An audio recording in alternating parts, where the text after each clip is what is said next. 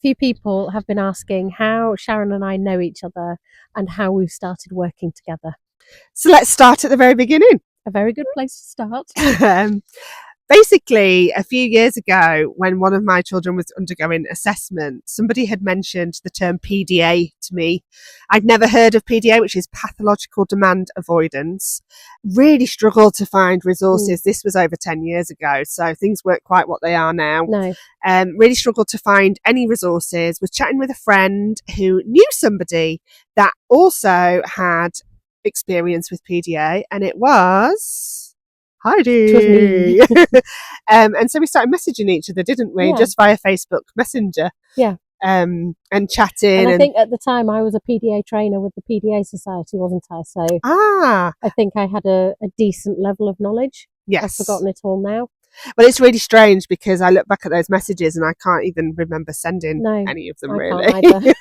And then over the next couple of years, we kind of bumped into each other at a couple of parenting classes things, which I don't think you have any memory of at all, do you? No, I don't. That's not surprising, no. And that was it. So we kind of had no contact for the last 8 years. No, maybe. Not really. I think just a very occasional messages or a Facebook comment. I know you did some artwork and I commented on that because I liked it. Oh, I can't even remember that. And we'd bump into each other, wouldn't we? So I wouldn't recognise you. Yeah, so we would bump into each other when we were out and about, like in the supermarket and stuff, and always stop for a chat.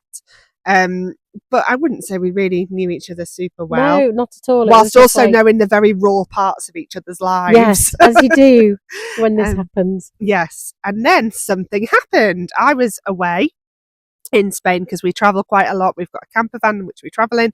And I got a message from Heidi saying, "Do you want to meet up for a coffee?" And I was like, it's a bit strange. Like, I've never met this woman for a coffee in my life. Okay, yeah, of course I will. Just remind me when I get back because I'll forget. And then what happened, Heidi? And then, so I sometimes have some spooky woo experiences, and this was one of them. So I thought up the concept of the oxygen mask about 18 months ago. And then I dreamed really big and kind of paralyzed myself with overwhelm because it was just too much, and just left it. And then I got to a point earlier this year where I thought, no, I really, really think this is necessary. I really want to do this, but I don't want to do it on my own. I can't do it on my own. I don't know anybody to do it with. And I'd have these sessions where I'd kind of meditate and rack my brain who might be the perfect person to help me, and this little voice kept popping up in my head, not literally, but just this idea, message Sharon. And first of all I was thinking, who's Sharon? How rude. I know, because we've really, over the last few years, we just haven't been in each other's lives at all, have we? No. We were just like, we'd bump into each other and that was the extent of it. But I kept getting this like little message Sharon.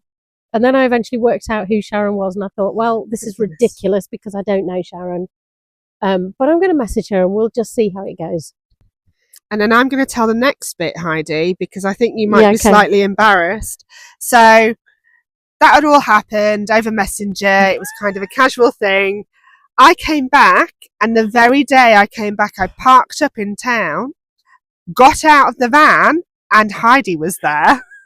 And I went, "Hi!" And she looked at me and went, "Hi," and walked off. And I was like, oh my God, was that her? I also really struggle with people's faces. So I was a bit like, maybe I've got the wrong person. And I went inside and I started searching on my Facebook for Heidi. And then looking through photos, and I showed my husband, I was like, that was her, wasn't it? And he's like, yeah, it was. And I was like, oh, that's really strange. So I sent her a message and said, oh, I'm back now. Do you want to meet up? And we met up, didn't we? And I said, oh. And you went, oh, was that you? And I'm like, yeah. I don't recognise people when I'm not expecting to see them, or if they're in the wrong place. And I was not expecting to see Sharon. And I think my brain just thought, you know her a little bit, but you don't know why. And yeah, I didn't recognise you at all. Oh, well, I won't take it personally. No, good. So we got chatting and we caught up on each other's lives for the last 10 years. And then I asked her about the oxygen mask and whether she would help me with it. And she was enthusiastic about it, luckily. And weirdly enough, we all have our strong points and our failings, and I have many, many failings.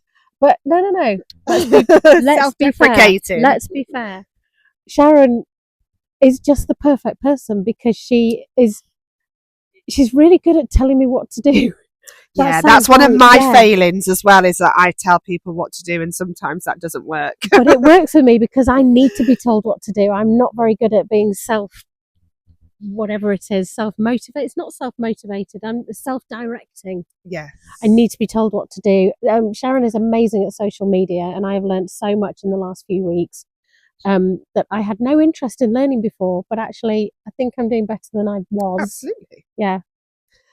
That's very nice of you to say. For me, from my perspective, what was really weird for me is I'd literally been speaking to a friend whilst I was away about how I needed a new project. I wanted to do something and I didn't know what it was going to look like. And I'd sort of helped him with his social media a bit. And I thought maybe I'd go down there, but my heart wasn't quite in it.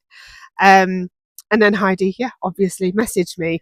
And Heidi is very good because she has such a huge knowledge base of like how the brain works and all these things. Like you've learnt like all these woo-woo things and I love all of that, but I've no idea where to start with any of it. I've kind of dabbled with things. So you have a huge knowledge base, so you're teaching me how to do all of these things all of the time. Well, that's really nice. It's never been a useful thing before. So weirdly enough, I don't know if anyone else does this, but I tend to rehearse future conversations in my head all the time. And sometimes my imagination gets in the way and it just goes to places that I don't feel like I've controlled at all. So before I met up with Sharon, I was quite nervous because even though I bumped into her and didn't realise, it's been a while and I'd had these sort of conversations in my head, and this particular one, I think I almost got into a meditative state and I had this whole conversation. And then when we actually met and I mentioned the oxygen mask, the conversation went exactly as my imagination had told me it would, down to Sharon having a couple of tears in her eyes. And just, it was just really, really weird. And it just feels like this was really meant to be. And so that's how we started working together. Yeah, and it's been a month now.